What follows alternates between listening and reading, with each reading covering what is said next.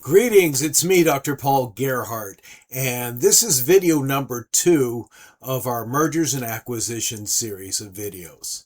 This video will focus on legal frameworks and merger strategies, so let's get started. Mergers and acquisitions are simultaneously strategic, financial, legal, operational, and human capital decisions. A transaction may appear financially attractive, yet fail because it violates competition law, triggers an unimaginable regulatory remedy, lacks shareholder support, cannot obtain financing, or creates more organizational complexity than the buyer can absorb. Managers therefore need to understand two connected questions. One, may the organization legally complete the transaction? And then two, should the organization pursue the transaction as part of its growth strategy? Legal review and strategic analysis should not occur in isolation. A company's proposed strategy affects the legal assessment, while legal restrictions can change the transaction structure, price, timing, integration plan, and ultimate value. So let's dive right in and talk about why mergers and acquisitions law matters to managers. Managers sometimes assume that attorneys will handle the legal aspect of a transaction after executives select a target. That approach is dangerous. Legal considerations can determine whether the transaction may proceed, whether regulators will investigate, how long closing may take, what information must be disclosed, whether shareholders must vote, whether a tender offer is available, whether assets must be divested, whether operations must remain separate, whether the buyer can obtain confidential information, how managers communicate with employees and investors, whether the buyer may begin integration before closing, and finally, whether directors could face claims that they violated their fiduciary duties. Managers often possess information that attorneys and financial advisors need to evaluate these issues. Operational leaders understand the market, customers, competitors, product roadmaps, employment needs, pricing, capacity, distribution channels, and technological dependencies. A legally defensible transaction therefore requires cross-functional involvement from the beginning. Now let's talk about the main sources of U.S. mergers and acquisition regulation. U.S. mergers may be governed by overlapping bodies of law. Federal antitrust law. The primary federal merger statutes include the Sherman Antitrust Act, Section 7 of the Clayton Act, and the Federal Trade Commission Act, as well as the Hart-Scott-Rodino Antitrust Improvement Acts, which we talked about in video 1. Section 7 of the Clayton Act prohibits acquisitions when the effect may be substantially to lessen competition or tend to create a monopoly. This standard is forward-looking, meaning regulators may challenge a transaction based on the risk of future competitive harm rather than waiting for harm to occur. Federal securities law. Public company acquisitions may be subject to Securities and Exchange Commission ruling involving tender offers, proxy statements, shareholder voting, beneficial ownership disclosures, registration of securities, financial reporting, insider trading, material information, communication with investors. The Williams Act, enacted in 1968 as an amendment to the Securities Exchange Act, regulates tender offers and imposes beneficial ownership reporting requirements. State corporate law. The state governs many aspects: board authority, shareholder approval, fiduciary duties, appraisal rights, merger procedures, defensive measures, director contact, formation and dissolution of business entities. The applicable state law is often the law of the state where the corporation is incorporated, not necessarily where its headquarters are located. Here's some industry-specific regulation you should know about. Some transactions require approval from specialized regulators. Examples include combinations involving banks, insurance companies, airlines, telecommunications providers, energy companies, defense contractors, healthcare organizations, utilities, media companies, and transportation providers. Foreign and international regulation. A transaction involving multinational operations may require review in multiple countries. A deal might receive approval in one jurisdiction and face restrictions or prohibition in another. Managers should never assume that the U.S. approval resolves all regulatory issues. All right, let's talk about antitrust law and competition. Here's the purpose of antitrust review. Antitrust law is intended to preserve competitive markets. Competition may benefit customers through many things, including lower prices, better quality, greater choice, faster innovation, improved service, stronger privacy protections, more favorable employment opportunities, greater bargaining options for suppliers and workers. The Federal Trade Commission and Department of Justice jointly issue merger guidelines explaining the analytical frameworks they use when evaluating transactions. The current federal framework is the 2023 merger guidelines, which remain in effect under the FTC's leadership as of 2025. The guidelines are not statutes and do not predetermine the outcome of an investigation, but they do explain how agencies assess competitive risks. So let's talk about why managers need to understand this concept. Executives often describe a deal from the corporation's perspective. The merger creates scale, the buyer gains capabilities, costs will decline, customers will receive broader product portfolios. The organization will become more competitive. Regulators may examine the same transaction from different perspectives. Will customers lose important alternatives? Will the combined firm have greater power over prices? Could it reduce product quality? Will it control an essential input? Would it block a competitor from distribution? Will it eliminate a future competitor? Could it reduce incentives or innovate? Will workers have fewer employers from which to choose? Managers must be able to analyze both viewpoints.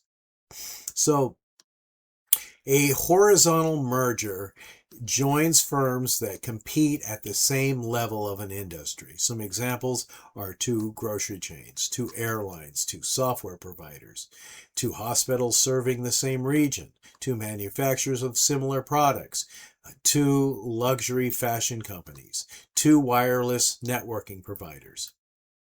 But there are some potential benefits. Horizontal transactions may create economies of scale, larger purchasing volumes, improved geographic coverage, reduced administrative duplication, more efficient production, shared research and development, broader product offerings. But there are some potential competitive concerns, and a horizontal merger may eliminate direct competition, increase concentration, make price coordination easier, reduce customer choices, remove pressure to improve quality, weaken innovation, and increase bargaining power over workers or suppliers. For example, when the FTC challenged Tapestry's proposed acquisition of Capri, it alleged that the transaction would eliminate competition involving prices, discounts, promotions, innovation, design, marketing, and advertising. The example illustrates that competition is multidimensional and not limited to the posted price of a product. So now let's talk about why managers need to understand horizontal effects. A deal team should not consider only whether the products are identical. Two companies may constrain each other through discounts, service, product design, contract terms, delivery speed, employee recruitment, innovation, geographic expansion, future product development. A target that currently holds modest market share may nevertheless be an aggressive competitor or important innovator. So, antitrust analysis frequently examines relevant product market and geographic market. The product market asks which products or services customers view as reasonable substitutes. For example, managers evaluating an acquisition involving premium business travel services might ask whether customers could reasonably switch to another premium provider, a lower cost service, video conferencing, rail travel, private transportation, a different technology. The geographic market identifies the area in which customers can realistically seek these alternatives. Depending on the industry, that area might be a neighborhood, a metropolitan area, a state, the United States, North America, or a global market. Here's why managers need to understand market definition. Business leaders may describe the market broadly because a broad market makes the combined organization appear smaller. Regulators may define it more narrowly if customers do not view the proposed alternatives as practical substitutes. A hospital executive might refer to a statewide healthcare market. Patients needing emergency care may have choices only within relatively short distances. The practical customer market could therefore be much narrower. Managers should use evidence rather than convenient labels, including customer interviews, switching behavior, win-loss records, pricing documents, internal strategy presentations, customer location data, competitor analysis, and product roadmaps. So let's talk about market concentration. Market concentration measures how much a market is controlled by a smaller number of firms. One commonly used analytical measure is the Herfindahl-Hirschman Index, or HHI. It's calculated by squaring each firm's market share and adding the results.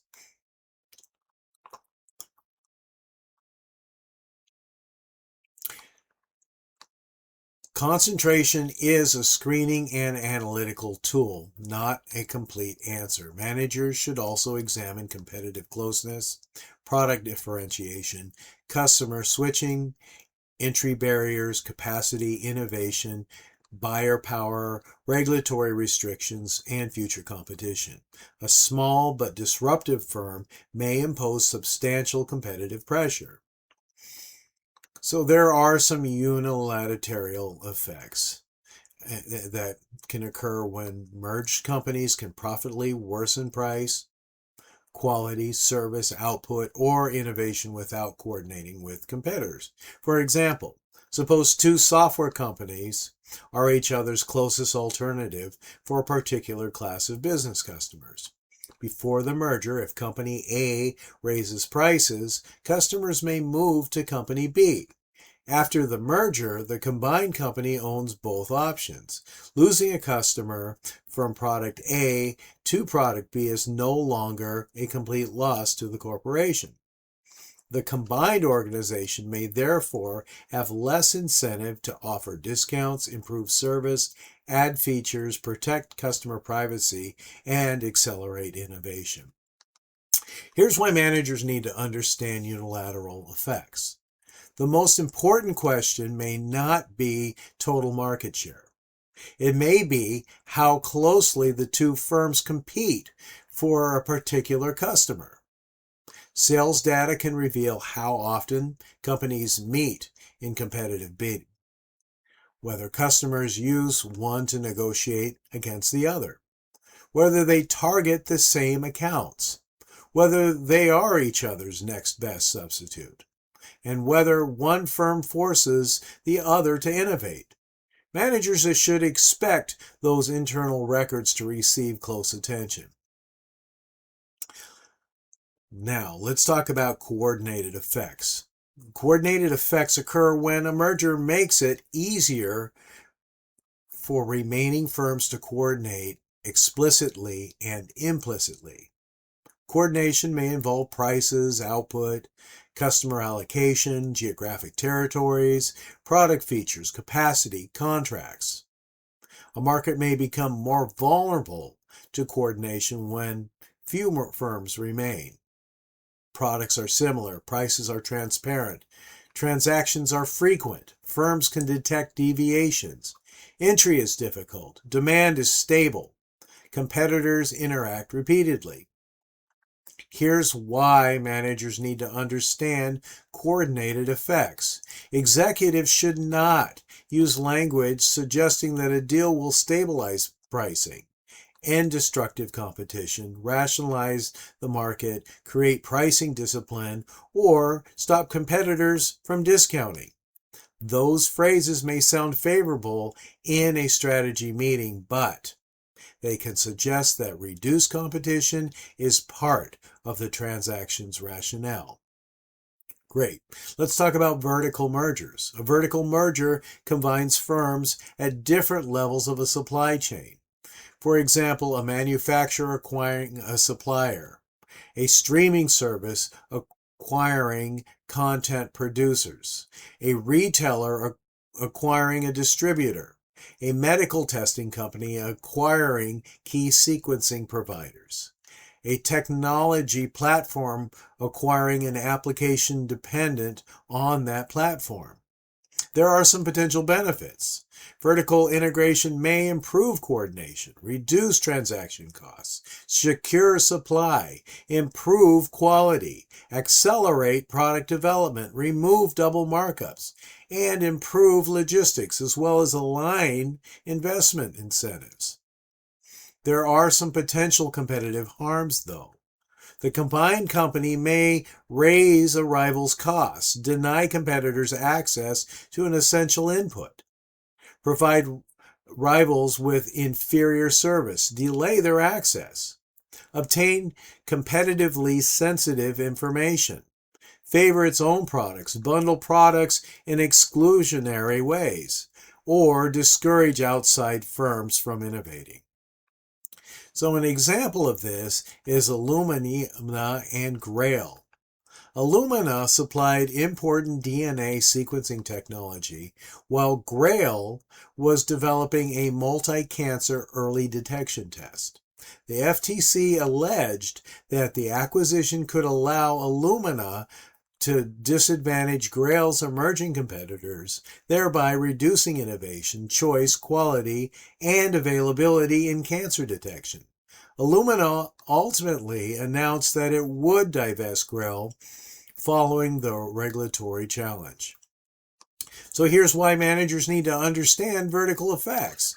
Managers may see supply chain integration as an efficiency. Competitors and regulators may see control of a bottleneck. Leaders should ask, do rivals depend on the target's input? Could the combined companies see rivals' confidential plans? Could it delay or degrade competitors' access? Would customers fear dependence on an integrated supplier? Would independent innovators continue investing? And can behavioral promises realistically prevent discrimination? So there are some potential and nascent competition. A merger may attract scrutiny even when the parties do not compete significantly today. Potential competitor is a firm that could enter the market independently. A nascent competitor is an emerging company whose future competitive significance may exceed its current size or revenue. An example would be Visa and Plaid. The Justice Department challenged Visa's proposed $5.3 billion acquisition of Plaid. According to the government's complaint, Plaid was developing technology that could become a competitive alternative in an online debit transaction, and Visa viewed the acquisition as protection against a threat to its debit business. The parties abandoned the transaction after the challenge.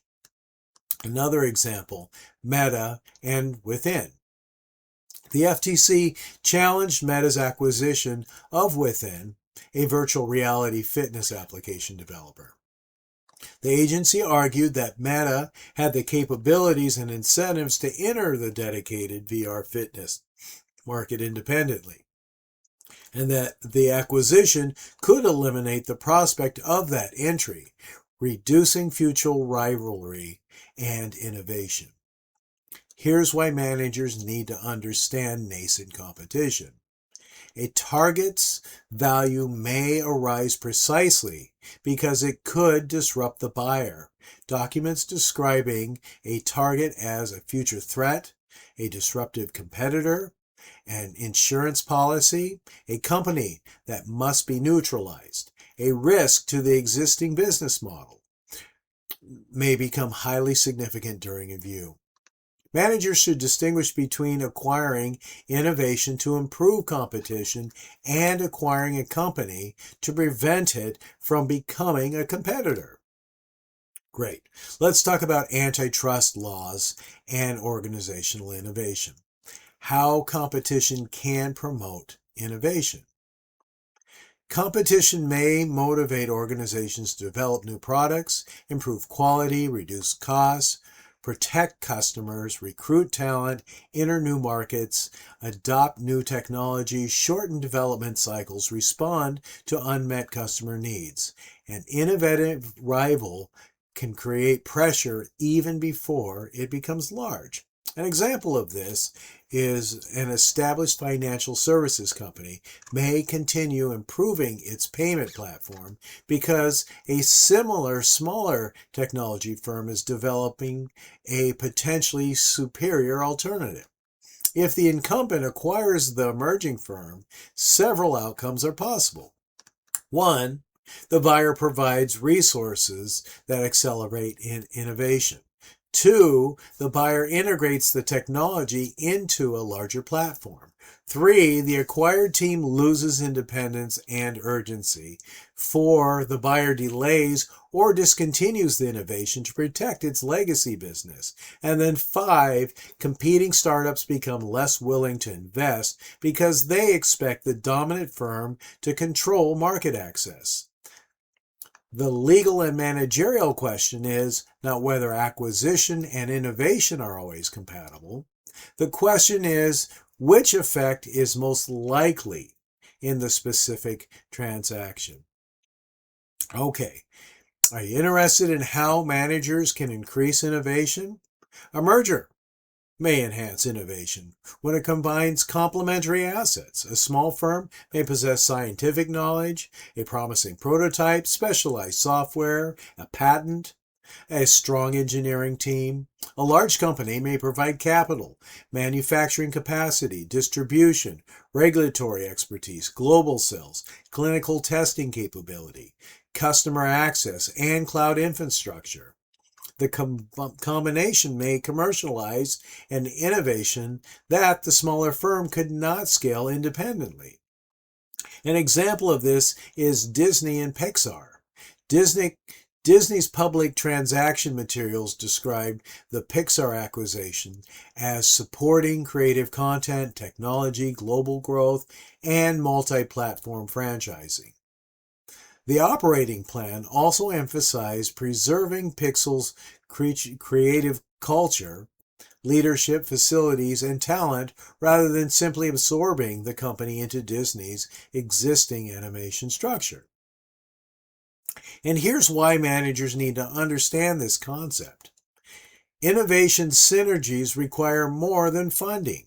Managers must determine which capabilities are complementary, which team needs decision authority, whether acquired employees will remain, whether integration will slow development, whether the buyer's approval process will suppress experimentation, whether legacy products create internal conflicts, and whether customers will accept the combined offering. Innovation can be destroyed through excess control when the acquisition rationale is innovation. Now let's talk about how mergers can reduce innovation. A merger may reduce innovation by eliminating rivalry between research teams, ending overlapping product development programs, removing a disrupted business model, reducing pressure to improve, denying inputs to independent innovators, acquiring and shelving competing technology, decreasing competition for skilled employees, and concentrating control over data, platforms, and intellectual property. The FTC has specifically alleged innovation harms in matters involving virtual reality applications, cancer detection technology, luxury products, and networking technology. These examples show that innovation concerns can arise in consumer, healthcare, digital, and the industrial markets. Managers should quantify the innovation consequences of both completing and rejecting a deal. Some questions they could ask are: which competing research programs will remain? Will the combined firm cancel one product roadmap? What would each company develop independently? Does the target threaten a profitable legacy product? Will employees have incentives to continue experimentation? Will external developers continue supporting the platform? And can rivals obtain necessary input? Here's the innovation paradox. Mergers and acquisitions can both promote and suppress innovation. Pro-innovation argument is that the buyer may provide the target with capital, scale, data, manufacturing, regulatory knowledge, sales channels, and managerial experience. Some anti-innovation arguments are that the acquisition may eliminate an independent decision maker, reduce competitive pressure, protect outdated products, centralize control, discourage new entry, reduce the number of competing experiments. So why then do managers need to understand this paradox? Managers should avoid unsupported claims that the merger will accelerate innovation. A credible innovation case should identify the specific innovation, its current development stage, the target's resource limitations, the buyer's complementary assets, the investment required, the responsible leaders, the development milestones, the preserved incentives, and the effect on competing innovation. Here's the pre-merger notification and regulatory review. The Hart-Scott-Rodino process Act requires parties to certain transaction to notify federal antitrust agencies and wait before closing. The filing requirement depends on factors such as transaction value, party size, exemptions, type of assets or voting securities acquired, control relationships, transaction structures. For transactions closing after the effective date of 2026 adjustment, the basic size of transaction threshold increased to $133.9 million. Larger threshold levels and filing fees also apply. These figures are adjusted periodically, so managers must verify the current requirements rather than relying on lecture or prior transaction. There is an initial waiting period. After filing, the parties generally must wait before closing. During this period, the reviewing agency may allow the waiting period to expire, grant early termination when available, ask informal questions, issue a formal request for more information, negotiate a remedy, and seek to block the transaction. A second request is an extensive demand for documents, data, communications, and testimony. It could significantly increase legal fees, employee workload, closing time, data management demands, disclosure risk, and financing uncertainty. But here's why managers need to understand the HSR review. The legal team cannot produce the required information without the business. Managers may need to identify competitors, customers, pricing practices, market shares, capacity, sales losses, research products, strategic plans, internal forecasts, the acquisitions alternative. The FTC's HSR filing process also changed during 2025 and 2026, including litigation over the form used for filing. This reinforces the need to confirm the current procedural requirements with counsel at the time of a transaction. So here's a term called gun jumping. Gun jumping occurs when parties coordinate or transfer control before they are legally permitted to close. Before closing, the buyer and target generally remain separate competitors. Potentially problematic conduct can include coordinated prices, dividing customers, jointly making competitive decisions, giving the buyer operational control, sharing competitively sensitive information without safeguards, directing the target's ordinary course business, and integrating sales teams prematurely. Clean teams is another term that you should understand, and a clean team is a restricted group that receives sensitive information for due diligence or integration of planning while limiting access to employees who compete directly in pricing, sales, or strategy. And here's why you need to understand gun jumping. Managers are eager to capture synergies quickly, but premature integration can create legal exposure. The correct distinction is planning for integration is usually necessary. Operating as one company before closing is potentially unlawful. Leaders should obtain legal guidance before exchanging sensitive data or issuing instructions to the target. There are some regulatory remedies. Regulators may permit a transaction only if the parties accept a remedy. There are structural remedies that will change ownership. Examples are selling a business unit, divesting facilities, transferring intellectual property, selling customer contacts, divesting a product line, or licensing assets to create an independent competitor. Some behavioral remedies regulate future conduct, and examples include non-discrimination requirements, access obligations, pricing restrictions, information firewalls, supply commitments, prohibitions on bundling, and reporting requirements. And here's why managers need to understand these remedies. A divestiture can eliminate the very synergy that justified the acquisition.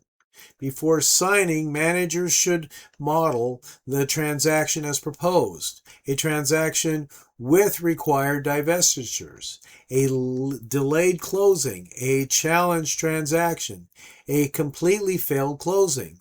They should also determine who bears regulatory risk through contractual provisions. Okay, shifting gears, now let's talk about friendly and hostile transactions. A friendly merger occurs when the target's board supports the transaction and recommends it to its shareholders. A typical process may involve strategic discussions, confidentiality agreement, preliminary valuation, letter of intent, due diligence, negotiation of a merger agreement, board approval, regulatory filings, shareholder approval when required, closing, integration. Some advantages are better access to information, greater cooperation, more orderly due diligence, improved employee communication, higher probability of management retention, and more coordinated integration planning. And there are some risks. Friendliness does not guarantee success. Managers may still overpay, underestimate cultural differences, accept weak contract protections, rely on unrealistic synergies, move too quickly because both boards favor the deal. A hostile takeover proceeds without support from a target's board. A tender offer is when a bidder may offer to purchase shares directly from the shareholder. A proxy contest is when the bidder or activist may seek shareholder votes to replace directors or influence corporate policy. In open market purchases, an acquirer may accumulate shares subject to securities law disclosure and other restrictions. And here's why managers need to understand these hostile deals. A hostile structure changes the information environment. The bidder may have less access to non-public information, greater reputational risk, higher financing uncertainty, more employee resistance, more litigation, a more difficult integration. The target's management may also be less willing to remain after closing. There are some takeover defenses. A target may use defensive measures to resist an unwanted acquisition. The poison pill. That's when a shareholder rights may dilute or otherwise disadvantage an acquirer that crosses a specified ownership threshold without board approval. Staggered board is when only a portion of directors is elected during a given period, potentially making rapid board replacement more difficult. The white knight is the target seeks more acceptable alternative buyer.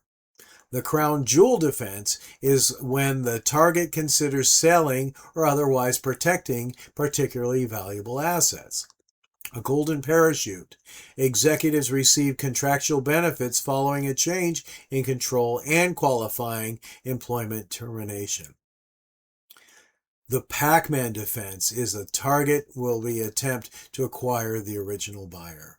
Litigation and regulatory advocacy. The target may challenge the bidder through courts or encourage regulatory scrutiny. There is managerial concern. Defenses can protect shareholders from cohesive undervalued offers, but they can also entrench management. The proper question is whether a defense provides time to obtain a better offer, protects the corporation's long-term value, or primarily protects the existing executives and directors. Now, let's talk about fiduciary duties and board responsibilities. Duty of care is when directors must make informed decisions.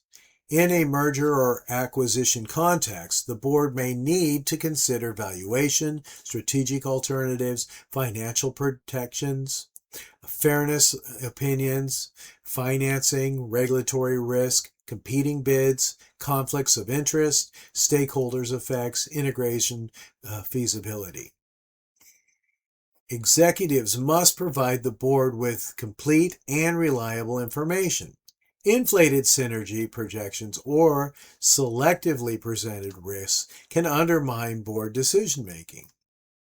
So, the directors and executives must place the corporation's interests above personal interests. This is the duty of loyalty. Potential conflicts include management retaining positions after the deal, executive change in control payments, directors having business relations with the buyer, advisors receiving success fees, management preferring a lower bid that protects their jobs, buyers favoring insiders through side agreements. And why do managers need to understand these conflicts? Well, a transaction may be economically sound, yet vulnerable if the process appears unfair. Conflicts should be disclosed, evaluated, managed by independent directors, documented, and addressed through appropriate procedures. The business judgment rule and enhanced security is when courts often defer to informed, disinterested board decisions made in good faith. However, heightened scrutiny may apply to transactions involving conflicts, defensive measures, control changes, and/or questionable sale processes. Managers should understand that board minutes, presentations, emails, valuations, materials, and negotiation records may later be reviewed in litigation. A discipline process is therefore not paperwork for its own sake. It's evidence that the board acted responsibly.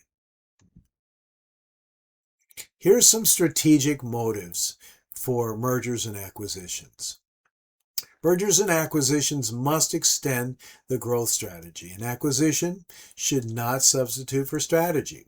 The strategic sequence should be defined by the organization's purpose and goals, identify the capabilities needed, evaluate internal development, partnerships, alliances, licensing, and acquisitions, select merger and acquisitions only when ownership provides a meaningful advantage, identify targets that fit the capability need, establish valuation and walkaway limits, develop integration logic before closing. And here's why managers need to understand this sequence.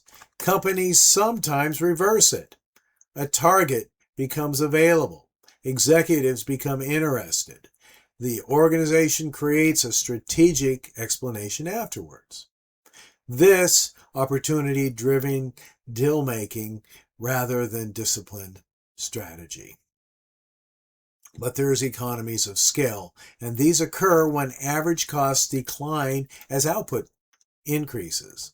Some potential sources include purchasing, manufacturing, logistics, technology platforms, advertising, administration, compliance, distribution. An example is two regional manufacturers combining and consolidating purchasing. Their larger volume may produce lower input prices. There is a managerial concern. Scale benefits can be offset by bureaucracy, coordinated costs, slower decision-making, labor disruption, system conversion, facility disclosures, and customer losses. Managers must scale net savings after implementation costs.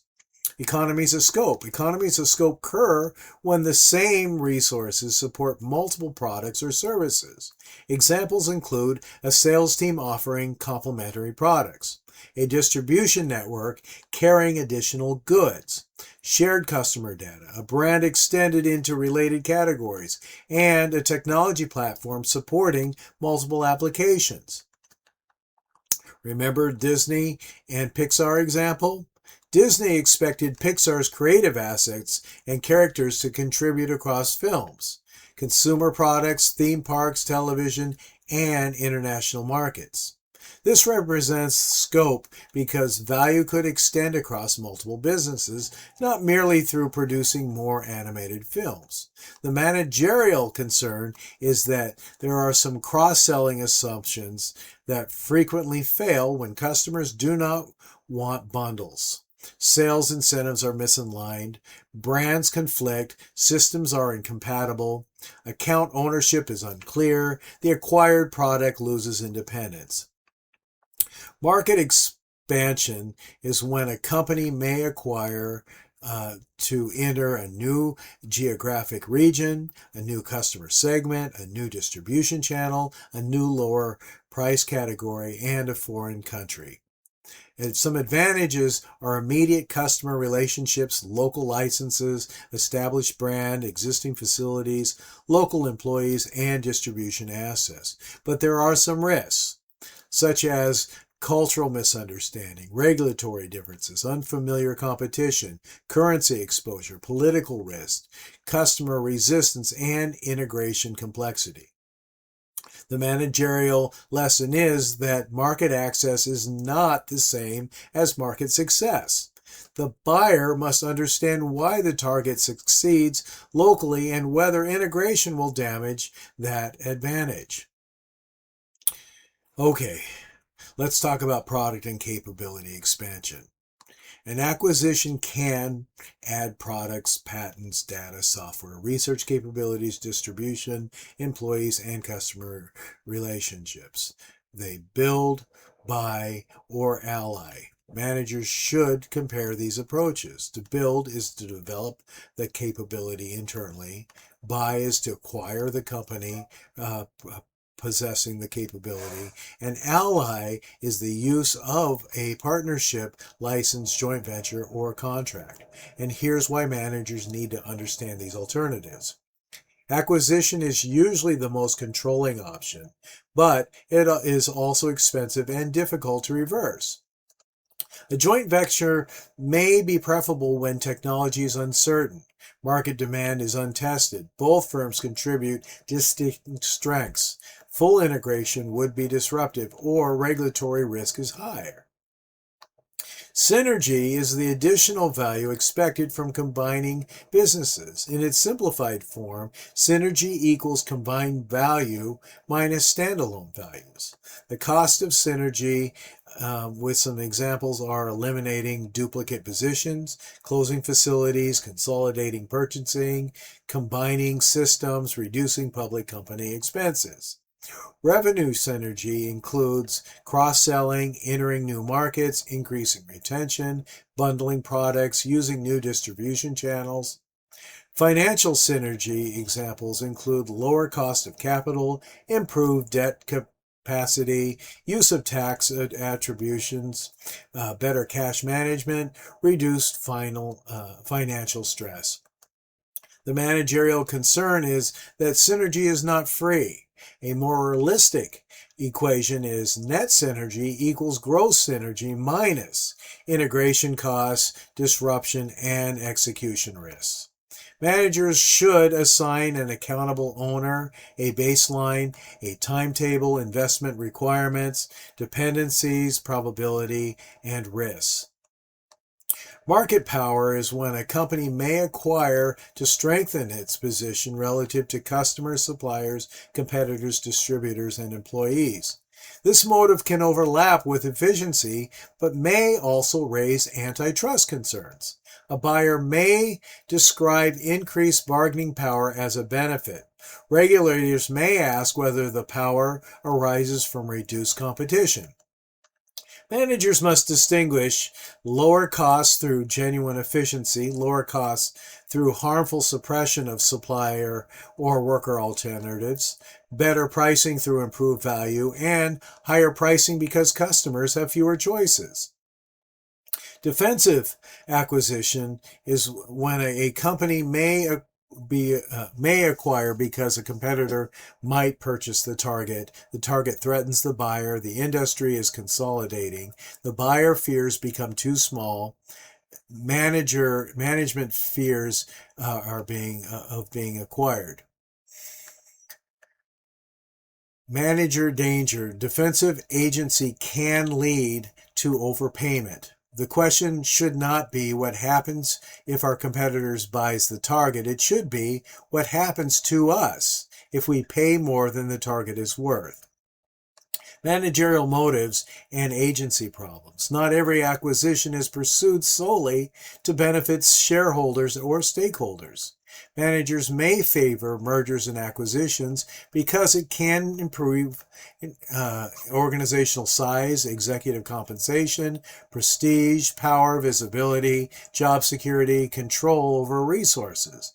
This is an agency problem when managerial interests differ from interests of owners or the organization. The empire building occurs when executives pursue size or influence without sufficient value creation. Managerial hubris. Hubris occurs when decision-making overestimate their ability to manage the target, achieving synergies, or predict the future. And here's why managers need to understand agency motives. Governance safeguards should include independent board review, disciplined value, internal challenge, transparent incentives, post-deal accountability, and clear walkaway criteria. A larger corporation is not necessarily a more valuable corporation. There are some determinants of mergers and acquisition activities, including economic conditions. Merger and acquisition activity often increases during periods of economic expansion, stronger equity markets, low financing costs, rising confidence, industry growth. Activity may decline when credit contracts, uncertainty rises, valuations become unstable, demand falls, regulators increase scrutiny. The managerial lesson?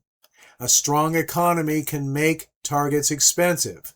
A weak economy may create bargains, but increase operating risk. So, stock market valuation is a highly valued buyer may use a stock as acquisition currency. The benefit? The buyer can preserve cash and borrowing capability, but the risks are if the buyer's shares are overvalued.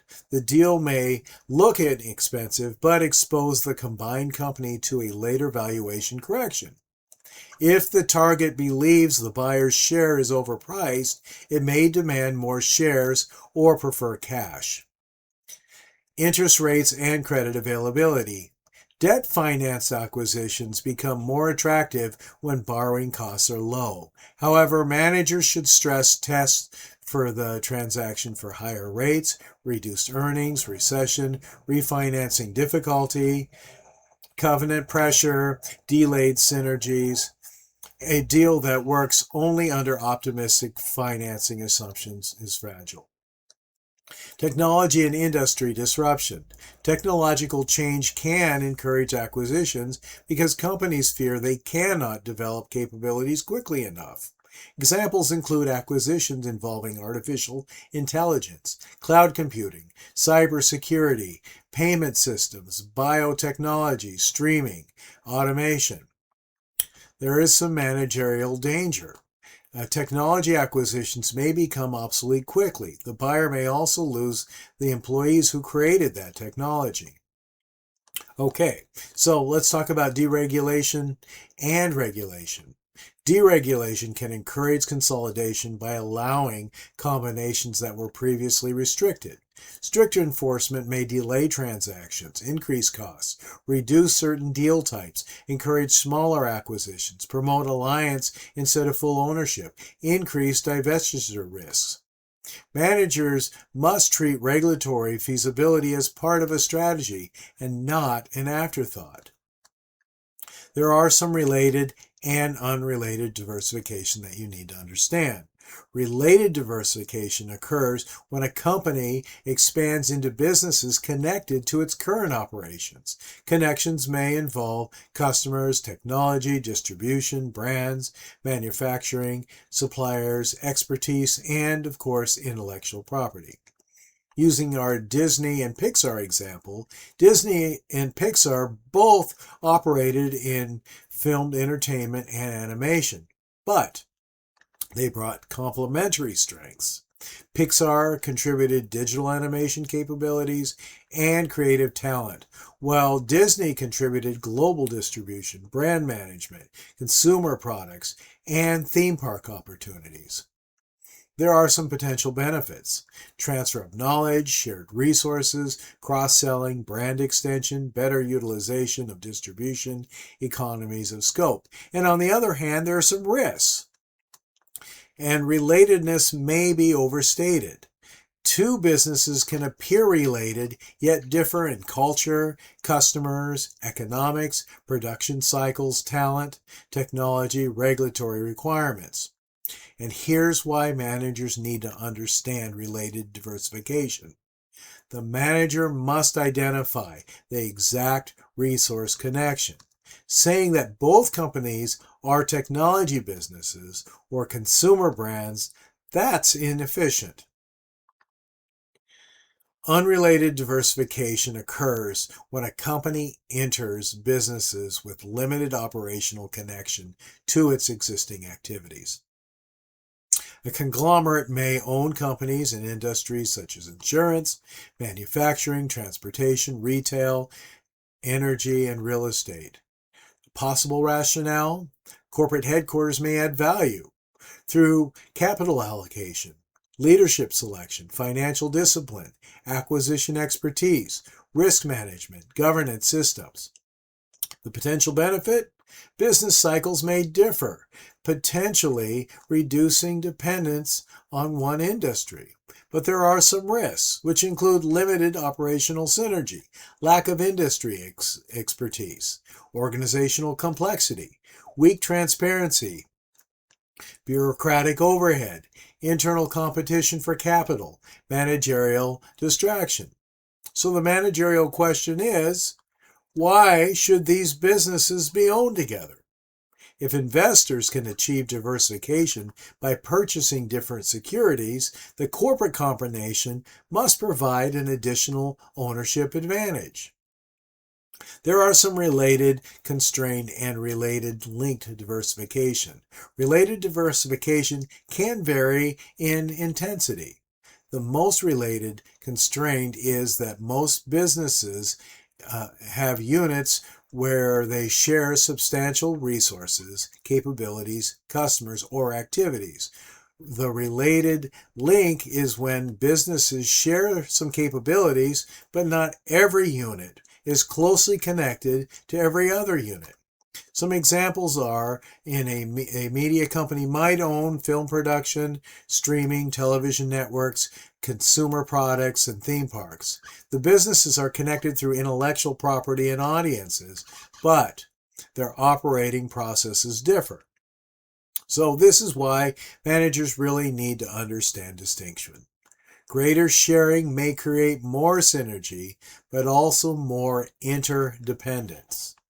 A problem in one unit can affect brands, content, distribution, technology, and also customer trust. So here's the roll-up acquisition strategy. What is a roll-up? A roll-up strategy involves acquiring multiple smaller companies in a fragmented industry and combining them into a larger organization. Typical roll-up targets may operate in local services, medical or dental practices, accounting, insurance brokerage, logistics, home services, software, veterinary services, and manufacturing niches. The strategic rationale is that a fragmented industry may contain many small firms that lack purchasing power, technology, marketing scale, specialized management, succession plans, and geographic research.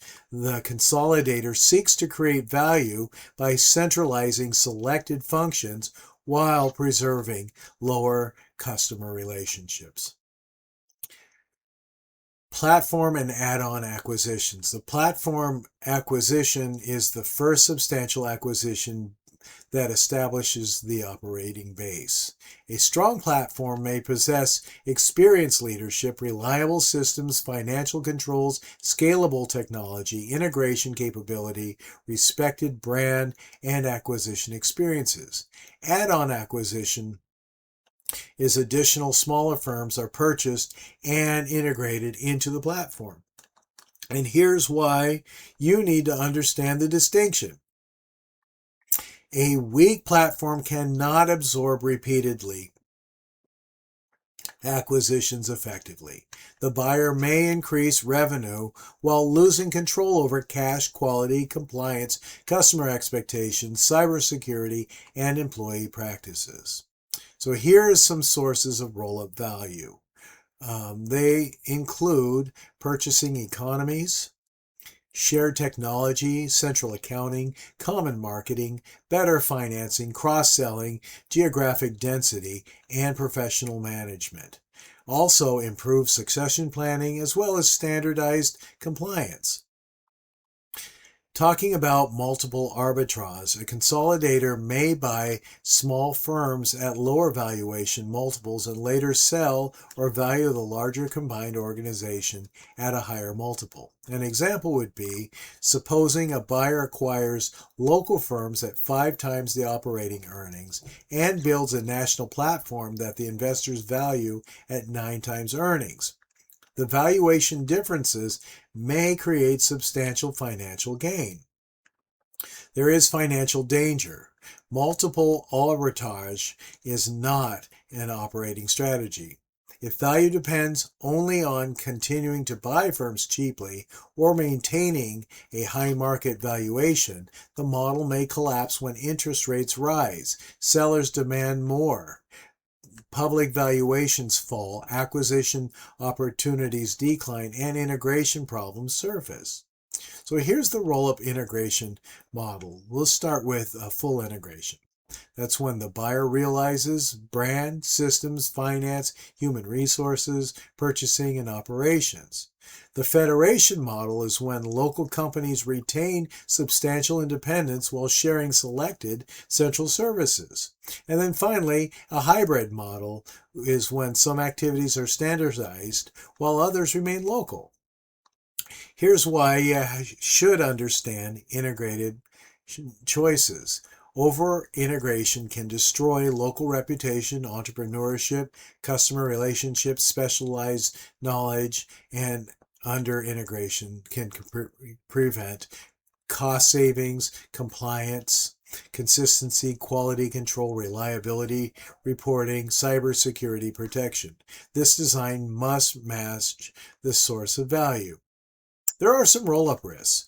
Repeated acquisitions can create cumulative problems, including ingratiation debt, which each incomplete integration adds complexity that must be managed later. Cultural fragmentation is when employees may continue identifying with predecessor companies. And then weak financial controls is when small firms may use inconsistent accounting reporting, as well as quality inconsistent. Customers may receive different services depending on the location, and acquisition addiction, where leaders may focus on deal volume rather than operating performance. The managerial lesson: a roll-up should track organic growth, employee retention, customer retention, quality, integration completion, cash conversion, and leverage, compliance, and same location performance. Revenue growth alone can conceal weaknesses.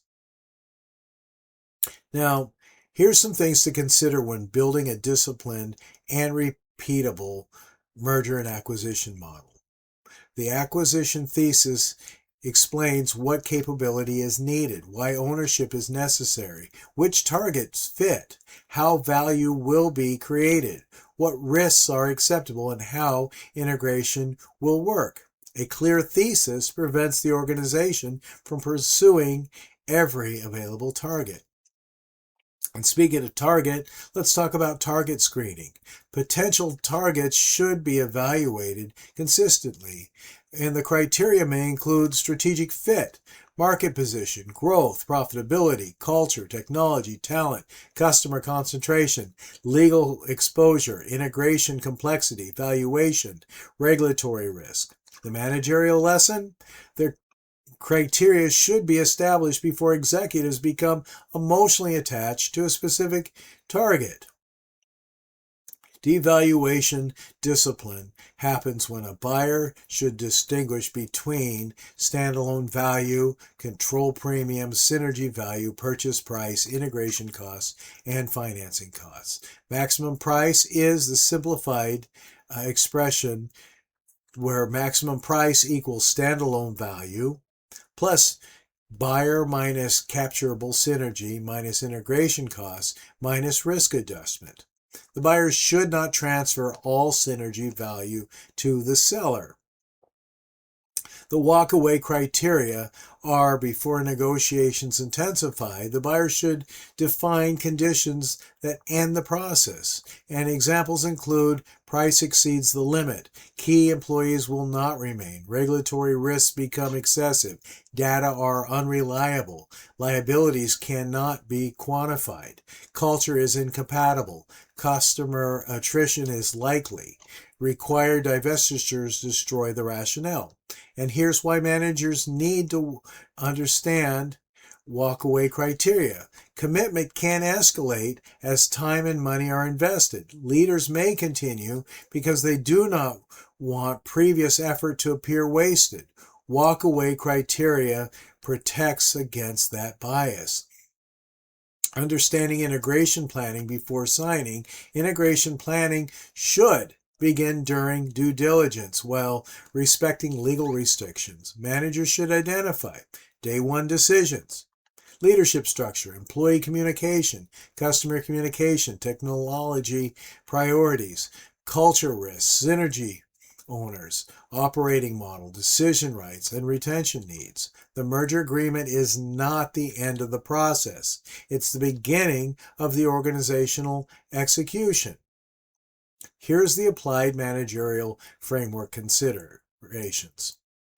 Before recommending a merger acquisition, managers should answer the questions. First, of strategic fit. What strategic goal does the deal support? Why is acquisition better than internal development or partnership? And which capabilities are being obtained?